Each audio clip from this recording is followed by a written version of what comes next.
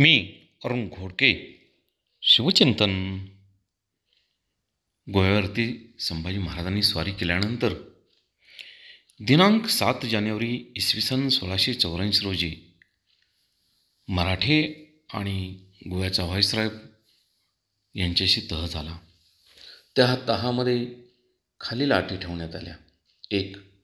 युद्ध सुरू झाल्यापासून जे प्रदेश, किल्ले, जहाजे, तोफा, सामाने वगैरे हस्तगत केले असेल ते उभयतांनी एकमेकास परत करावेत. 2. एकमेकांनी पकडलेले कैदी परत करावेत. 3.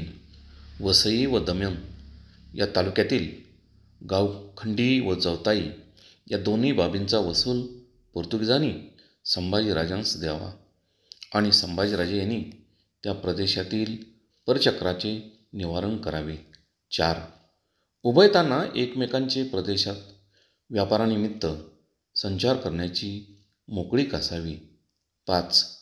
पोर्तुगीजांनी आपापल्या हद्दीतून बादशाच्या फौजेस दारुगोळा व धान्य सामुग्री वगैरे पोहोचू नये.